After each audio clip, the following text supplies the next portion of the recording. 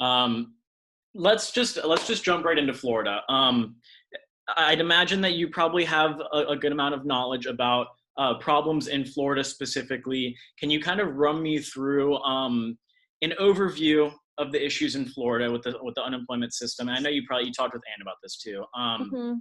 And has this kind of all been bubbling up to this one big disaster that has just collapsed it? Yeah, absolutely. Last summer, I wrote a paper about states that are not prepared for a recession, and Florida was one of them. We've seen this coming for some time. So the problem in Florida is that it's a problematic computer system layered on top of policy that's designed to limit access. So in 2011 and 2012, the former governor and legislature passed some of the most difficult rules in the United States for people to get unemployment insurance benefit. This system was designed to keep workers from applying for benefits and to make them navigate a difficult process. And then Florida launched its new Connect system in 2013, and it's failed audits ever since then. Due to the underlying system's terrible record, NELP actually filed a formal complaint against this state system to the Department of Labor. And the Federal Department of Labor Civil Rights Division agreed the system needed reform. It said that it was inaccessible and discriminatory, and it still is. Um, so I would assume that you probably were not surprised, and I guess you probably heard the big number of people who were deemed ineligible for state benefits. So if Mhm. I could get you to touch on that, and then also, well, we'll touch on that, and then I'll move into something else too. Yeah, I've been seeing reports of the high number of people who are disqualified. I think some of that is people who are disqualified for unemployment insurance who should try again to get pandemic unemployment assistance. Because in this period, Congress really intended to make sure that everybody who's unemployed gets a benefit. So anybody who was rejected in recent weeks should definitely reapply. But the other thing is a high rejection rate in Florida is nothing new. In the first quarter of last year, only 8.3% of unemployed workers in Florida were able to receive a benefit. And that was the lowest in the United States. And then, looking at averages from the last year, Florida was the second worst state in terms of number of people who applied for unemployment insurance actually getting the benefit. So, it's been difficult to get unemployment insurance. And frankly, the average weekly benefit in Florida is one of the lowest at around $250 a week. I can't imagine trying to live in Orlando, Miami on $250 a week. Mm. And you kind of touched on it too. And I want to see if you can maybe provide some clarity for me, because this is something that has really been confusing us a bit, and FDEO has not really been able to provide like an explanation. But so, for example, if someone who applied, a lot of people applied in mid-March when this first Mhm. started getting really bad. And it seems like one thing we've noticed, that there's been this huge group of people who applied in mid-March who are still pending. And then those who were deemed ineligible are now being told they need to go back in. Even gig workers and independent contractors who wouldn't be eligible for state benefits are being Mhm. told they have to go back in, reapply, and Mhm. be deemed ineligible again before they can be considered for PUA. And so I'm Yeah. wondering if you can provide any clarity to that. Is that a federal thing? Is that a Florida thing? Kind of, if you could just clarify, like, what is going on with PUA. Yeah, so there are about three different ways that states are dealing with PUA. The first way is by um, saying that the workers have to apply for regular UI, get the rejection, and then go back and apply for pandemic unemployment assistance. The second way is that states have been holding PUA eligible applications. So once a person gets rejected for regular UI through the state method, they'll just hold those applications aside and then rerun them as PUA as soon as PUA is up and running. And then there were states that said, just wait until we have pandemic unemployment assistance up before you apply for anything. So we don't have to go through the formal rejection and then the formal acceptance. It sounds like Florida is adding even an additional wrinkle of, reject, and then reapply.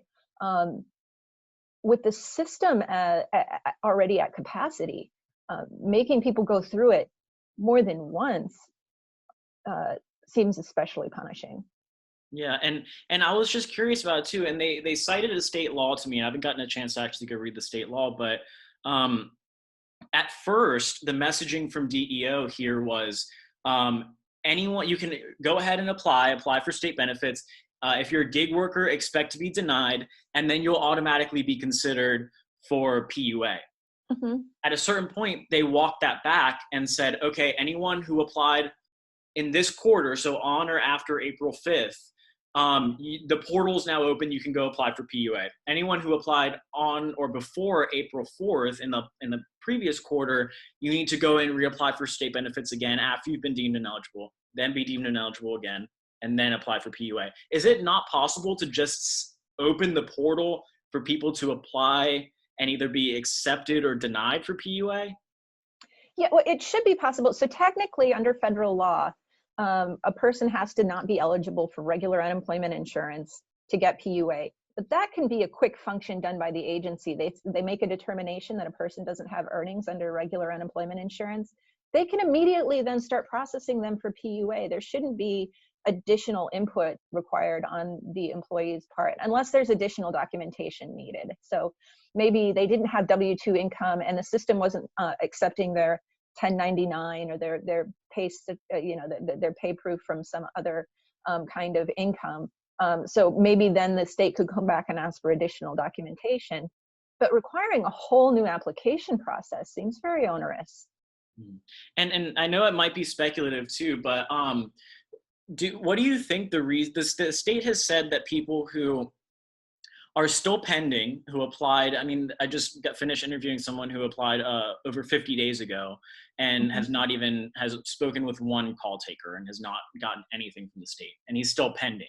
And the state is saying that these people who are still pending, first of all, they have no idea why they're still pending, but the state is saying, oh, you probably had an incomplete application.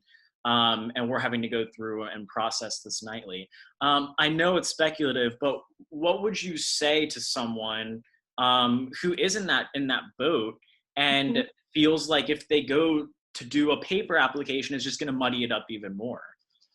Yeah, I think, just continue to work with the website and make inquiries as necessary. I mean, the more times people call, the more it slows everything up for everyone. But I've been getting overwhelmed with email from claimants in Florida, and I'm not a Floridian, but one thing that I really want to point out is that I'm getting a lot of questions about how do I get my claim processed, and that's an important question to ask. But maybe it would be more helpful to ask, how do we get our claims processed? Because situations like this generally don't change if everybody feels like they're fighting their own battle and they're all alone on this.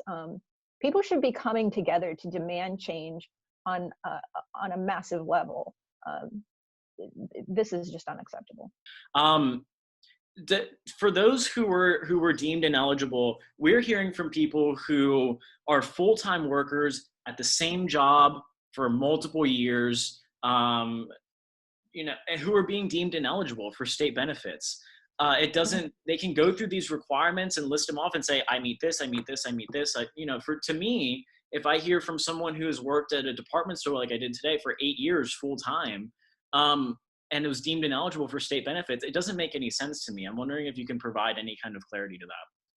Yeah, I've been getting the same question. I got an email from somebody yesterday who said that people who had been working for 8 years for the company that they've been working for, somehow the claim number on their W-2 is different, and a lot of people got denied. So this particular worker had somebody update the information on the phone last week. So hopefully this person won't get denied. But be aware of things like this. Make sure you're talking to your coworkers about what issues they're having getting through, so that you're not making the same mistake that they were making. And I'm not saying that this is an individual problem, this is a systemic problem, but try to reach out to other people who are getting denied and find out why they're getting denied and make sure that you're correcting for that problem. These people shouldn't be denied.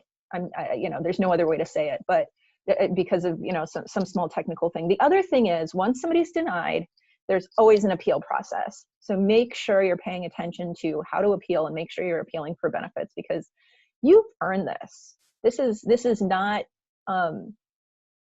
something frivolous. This is not something that you should accept being denied over.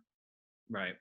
And I want to jump to talk about also the system itself. The name Deloitte has been brought up quite a bit. Just watching these daily press conferences by the governor, watching Secretary Satter speak, who took over from Ken Lawson. Just to be blunt, it seems like the governor is passing the buck to Ken Lawson. And it seems like a lot of the blame for this is just getting put on this one guy and miscommunication from DEO. Would you say, just with your knowledge of the system, that this isn't just a one-person problem, that this is like something that has been going on for a long time that was just ignored until the point where it got to be too much to ignore? Yeah, this was a systemic, deliberate policy decision. And so, yes, there is blame to be laid on the system itself, on the actual computers. But this was a policy decision. And, let's talk about the upgrade process for a second. Florida was actually in a consortium with Massachusetts and New Mexico in upgrading their computer system. A couple of things happened. First of all, when you layer a system on top of bad policy, you end up with a bad system. The second thing is, Massachusetts saw that there were problems with processing benefits, and they continued to remodernize. So Massachusetts is doing a better job at processing benefits than Florida is, because they realized that they wanted this to be a little bit easier to use and kept improving the system. And that's just what you have to do with these systems. Mm-hmm. What stands out to you too when we're talking about, and I don't know if this is something that you could comment on or not, but it seems like there was this big push, and we're going to bring in all these call takers. We're going to retrain state employees, and we're going to have this massive flow of people who can answer calls. And I get that there are people who are calling literally hundreds of times a day and are not able to get through. What is your take on that? And do you think that it is that, from what you've seen, that progress has been made on the front of actually trying to communicate between DEO and claimants? Yes. So I will say this, that state unemployment insurance systems, all of them, are having trouble in this moment. And that's because administrative funding for unemployment insurance systems is actually based on last year's unemployment rate. So all states were underfunded and understaffed and not ready to process this many claims this quickly. But Florida uniquely hampered its ability to process benefits. Now, having said that, $1 billion was appropriated on the federal level. That money is flowed to states, and states are using that to staff up, to add additional servers. And so, there is hope that, and we've seen that in Florida, claims have been going through. We've seen a lot more in the initial claims numbers that people are getting through. But clearly, it's still just a fraction of people. So, additional resources for staffing from the state level would be enormously useful, I think. And what would you say to people, and I'm sure that you're getting these questions as well, but we hear from a lot of people who feel like the state is holding up federal money. I mean, they're saying, where is the $600 that we've heard about through the CARES Act? And a lot of people are just really concerned about that. I would imagine that it's not as simple as just saying the state is keeping federal money and not dispersing it. I would imagine that there's a little bit more depth to that. I'm wondering if you could provide some clarity. Yeah, the state cannot hold federal money and use it for something else. The state can't take the benefits that people were entitled to and spend it on any other kind of thing.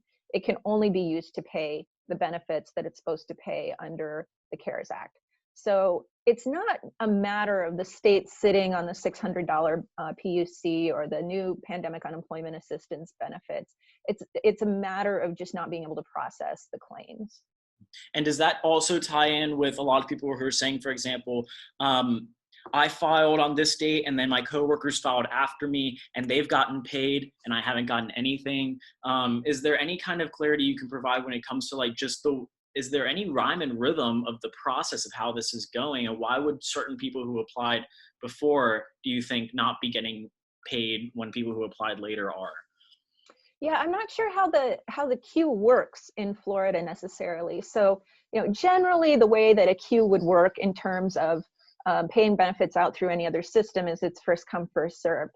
But it might be the case that the claims that came in all at once the first couple of weeks are being processed a little bit more slowly as the state is trying to pay the claims that just came in. The other thing is there's probably a differential between those who've applied via paper application versus those who've applied on the computer or via phone. It may be the case that those paper applications are taking longer to process. I'm not sure. And they've said that too. DEO yesterday has said that I find it ironic too, because at one point that was the messaging, was like, get a paper application sent in, FedEx will do it, send in paper applications. And now they're saying, we got so many paper applications that it's really delaying our process speeds because we've got duplicates and triplicates. What would your take on that be? My take on that is like the state should have been prepared before the recession. Now it's like there's no good way to make up for a lack of preparedness. Do you, and what you've seen, do you feel like the state, even when the pandemic was really kicking into high gear, do you feel like the state was slow on reacting to this? And that's a hard one. Yeah, I do think so. I mean, I think that, other states started processing claims and as we saw in Florida, right? As of mid-April, only 4 or 5% of claims had been processed. Yeah, I definitely would say that Florida was slower than every other state in terms of beginning to process benefits as soon as the pandemic started. And I want to jump also to the trust fund. That's the story that I'm trying to work on today. Before we even talk about it, can you explain what a trust fund is and how it works? Yes. So employers pay money into the state trust fund, and this tax is based on however much the employer uses the system. So in other words, the more employees that are associated with an employer apply for the benefits, the more they have to pay into the trust fund. The average employer in Florida pays just $50 per employee per year on average to the state unemployment trust fund. And then it uses that money to pay benefits out to workers. The state trust fund, as of the beginning of this year, was solvent by normal standards. But what solvent means is that it's able to pay out 1 year of benefits in an average recession. This is not an average recession.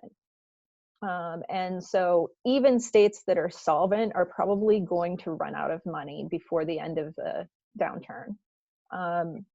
Florida still, as of the last count that we had seen, hadn't started paying money out.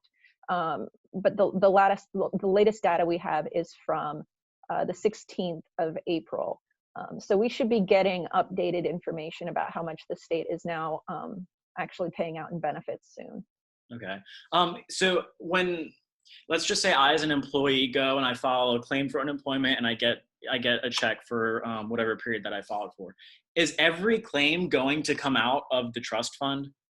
Yes. Unemployment insurance have to be paid through the state trust fund, except for any federal portion of the benefits. So all of the new pandemic unemployment assistance for self-employed workers, independent contractors, and people who don't otherwise qualify for unemployment insurance, that comes from the federal government. The other money that comes from the federal government is claims for anything beyond the first 12 weeks that Florida pays. So there's 13 additional weeks in pandemic unemployment compensation, pandemic emergency unemployment compensation, that is also fully federally funded. And the $600 pandemic unemployment compensation benefit is also fully federally funded. But regular unemployment insurance benefits have to come out of the state trust fund. And I would imagine that trust fund, that money can only be used to pay unemployment claims. Absolutely. Okay. Can you explain the difference between what you see when you look at account statements for Florida versus what you see when you look at account statements for other trust funds in other states? How is Florida different right now? So other states have started to spend down their trust funds to pay out benefits.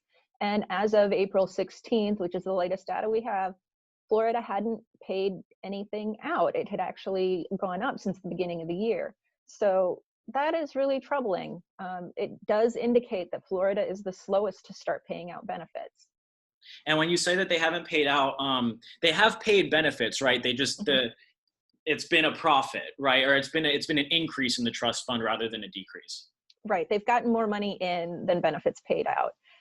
Some benefits had gone out in April, but the reality is receipts were greater than outlays. So the companies, even when they're, even if a company, for example, is not operating right now, they're still paying those taxes into the trust fund. Um, it's a function of payroll. So if workers aren't working, then that money isn't coming in. Got you. Okay. So the money that is still coming into the trust fund, is that from the payroll side of it, or is that interest? I saw something that it can collect interest, the trust fund. Yeah, the trust fund, so all state trust funds are actually federally invested, and they're invested in federal securities. And so all trust funds gain the same amount of interest per however much they have invested. So if a state that has more people in it is going to need a bigger trust fund, and so they're going to generate more interest. But it's purely a function of that. Got you. And are you able to see whether the money that is coming into the trust fund is coming from interest, or whether it's coming from payroll? Yeah, you can see that if you look at the Treasury Direct numbers, what the general source is of money coming into the trust fund. Okay, and Florida's, from what you've seen, is mostly interest, or is it mostly payroll? No, it's more payroll than interest. Got you. Okay. So yeah, then if you can, and you kind of have already, but if you can, in layman's terms, just kind of explain when you see this trust fund increase. Is Florida the only state, by the way, where it's increased? Florida is the only state where the trust fund gained money over the course of the crisis. And what does that mean in layman's terms? So it means that benefits, that Florida is slower to pay benefits than any other state. Got you. How does that speak to what you have studied about Florida's unemployment system? Do you feel like it did the job that it was designed to do, which was, from what we've heard from a lot of people, to fail? I think that that's exactly right. So there were political decisions made to make this a difficult system to access, not giving any thought to what's going to happen when there's another recession. The most important thing about unemployment insurance during a recession is that people have money to spend, and it keeps the economy afloat. So Florida has hamstrung itself in terms of being able to respond to a recession and to have money out there flowing as a balance to keep the economy going. And where would you say, in terms of legislating and trying to fix this, where does the buck stop? Is this more a failure, would you say, of the legislature to address this, or is it on the executive branch, or is it a combination of both? I don't think you can blame any one person for this, but there's a general anti-claimant attitude that's been driving policy in Florida. The past governor, the past legislature definitely have have a fair share of blame, but the reality is the system still hasn't been fixed, and anybody involved in not fixing the system shares some culpability. I know that there is a collective agreement, and it seems like a lot of legislators here agree as well that it should be fixed. What is that going to look like? Is that going to take bills passed in the legislature? What would that look like? Well, there's a theory that Governor DeSantis could, by executive action, repeal some of the worst harms in the 2011-2012 legislation. But the legislature should consider acting. The legislature should act to increase the number of weeks available to workers, to raise benefits, and to make sure that the system is accessible to workers. On the processing side, Connect should be revamped to make sure that people can understand how to apply, that it's not confusing, and any new improvements should be user tested with people who are actually going to be likely to apply for benefits, to make sure that they can use the system before it goes up. And then just the last question that I have on my mind, if you can kind of help me to help viewers visualize just how unprepared, I mean, I've been on Connect a lot, just Mhm. how unprepared was this system to receive two, well, almost 2 million, over 2 million claims in the period of a month and a half. I think that the best way to consider whether a system is ready for a recession is whether it's paying out benefits in good times. And so recipiency, the number of unemployed people getting benefits in Florida last year was tied for the lowest in the nation. Around 49% of workers exhausted benefits before finding unemployment, also the worst in the United States. It has some of the stingiest benefits in the United States. It's not hard to see that the state was unprepared.